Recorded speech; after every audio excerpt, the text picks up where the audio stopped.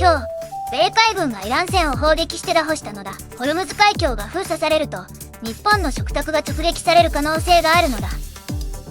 攻撃って本当に撃ったんですか？それって戦争になりませんか？日本にどんな影響が出るのか、すごく気になります。今日は世界で動いた5つのニュースをまとめるのだ。米軍によるイラン船拿捕、メキシコでの DEA 捜査官事故死、ブルガリアの歴史的選挙、南米での交通事故、そしてがん治療の最前線ニュースなのだ。まず1本目、CNBC とアルジャジーラが速報で伝えた米軍によるイラン船トースカの砲撃拿捕事件なのだ。4月19日、米海軍のミサイル駆逐艦 USS スプルーアンスがマーン湾でイラン船籍の貨物船トゥスカを停船命令で止めようとしたのだ。停船命令って船に向かって止まれというわけですよね。それを無視したということですか？そうなのだ。トランプ大統領が SNS で明かしたところによると、米海軍は6時間にわたって繰り返し警告を発したのだ。それでもイランの乗組員が拒否したので、スプルーアンスは艦砲でエンジン室に穴を開け、その後マリンコが乗り込んで船を拿捕したのだ。米財務省の制裁対象船だったため、違法活動の前歴があったとされているのだ。6時間も警告して、それでも無視するって相当の覚悟ですよね。これ、ホルムズ海峡の封鎖騒ぎと関係ありますか？深くつながっているのだ。米国は先週からイランの港に出入りする船への海上封鎖を実施しているのだ。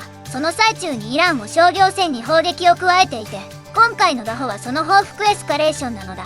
さらに核交渉でも亀裂が走っていて、JD バンス副大統領率いる代表団がパキスタンで行うはずだったイランとの第2回協議が、イラン側が土壇場でキャンセルしたのだ。これが日本に直撃する理由を説明するのだ。ホルムズ海峡は日本が輸入する原油の約9割、LNG の約2割が通過する日本経済の喉元なのだ。例えば食用油、小麦粉、鶏肉、牛乳、これらは全て製造コストにエネルギーが含まれているのだ。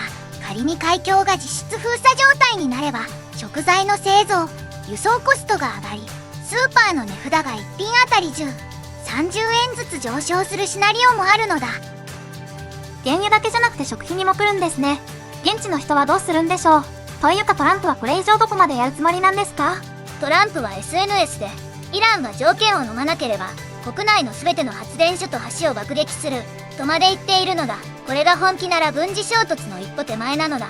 ただ、CNBC とアルジャジーラで報道の温度差があって、CNBC は、平和交渉の可能性はまだある、と伝えているのに対して、アルジャジーラは、イランは封鎖を停戦違反とみなしている、とより強硬な見方をしているのだ。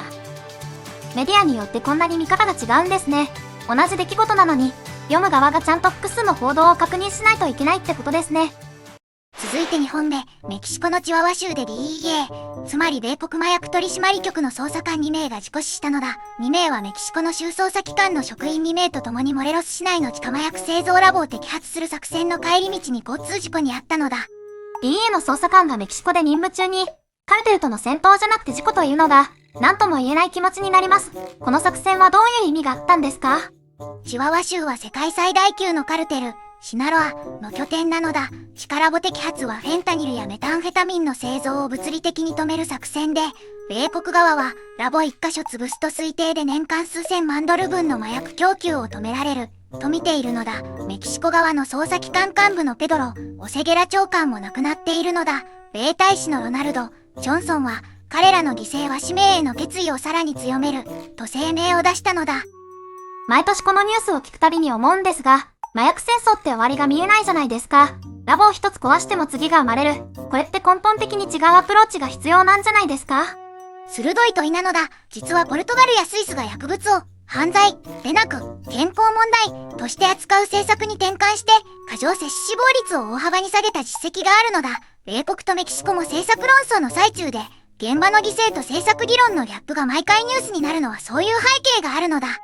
ここまで日本なのだ。米軍がイラン船トゥスカを砲撃、拿捕、核交渉は破談寸前。メキシコでは DEA 捜査官2名がカルテルのラボ摘発帰りに事故し、日本の食費へのリスクはここから続くのだ。3本目はブルガリアの選挙なのだ。4月19日、ブルガリアで5年間で8回目という異例の国会議員選挙が行われたのだ。これはちょっと想像してみてほしいのだが、日本で2020年から毎年必ず解散総選挙が行われているようなものなのだ。政治が安定しなすぎて、有権者が完全に疲弊していた状態なのだ。5年で8回って、そんなに不安定だったんですか？誰が勝ったんですか？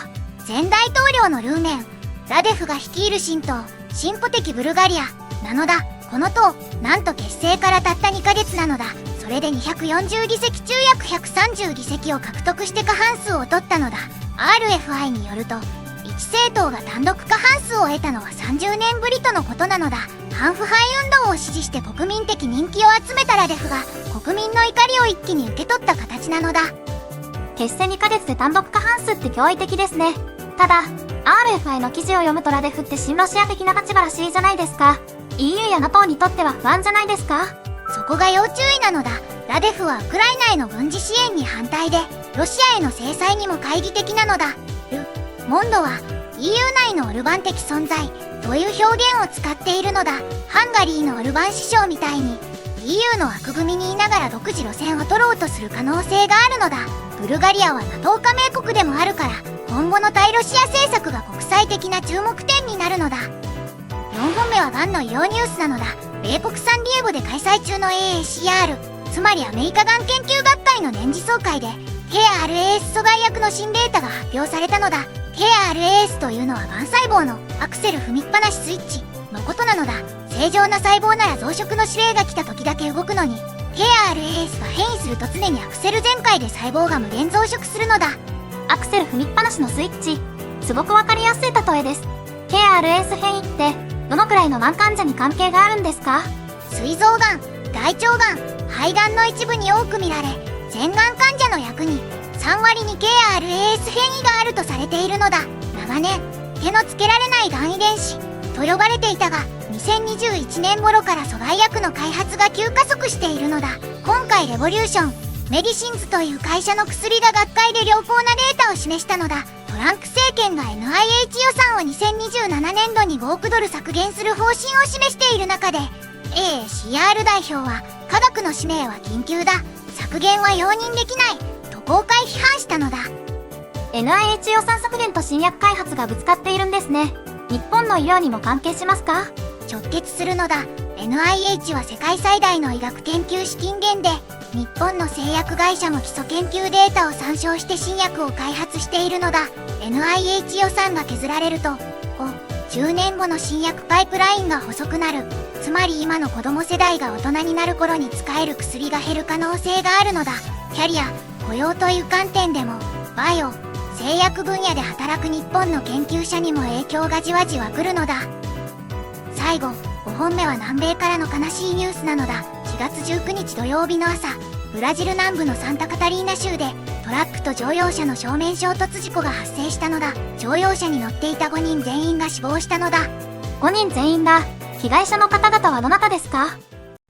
ナシオン氏によると、アルゼンチン人の母親ルシア、エリサベス、ペドロソさん41歳と息子のルシアの39歳が含まれていたのだ。ミシオネス州産ペドロ在住でブラジルを旅行中だったと見られているのだ。ブラジル人3名も亡くなっているのだ。事故原因は調査中で、トラック運転手は飲酒検査で陰性だったのだ。冒頭に、ホルムズ海峡で何かが起きている、と言ったのだ。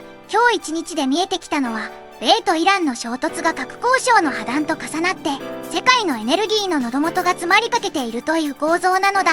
そしてその影響は日本の食卓に、将来の医療に、静かに伸びてきているのだ。今日覚えてほしい数字は一つだけなのだ。9割、なのだ。日本が輸入する原油の9割がホルムズ海峡を通っているのだ。イラン問題がどう転ぶかは、あなたの食費、電気代、医療費の未来に直接つながっているのだ。3ヶ月後、交渉がまとまっているか完全に決裂しているか、このチャンネルで必ず答え合わせをするのだ。今日の5本を聞いて、どれが一番、自分もと、に感じましたか？コメントで教えてください。私は医療予算の話が、将来の自分や家族のことを思うと一番じわじわきました。毎週月曜日は週初マーケット展望をお届けしているのだ。来週も月曜に最新の動きをまとめるのだ。このチャンネルでは毎日海外ニュースを解説しているのだ。チャンネル登録と高評価で応援してほしいのだ。次回もよろしくなのだ。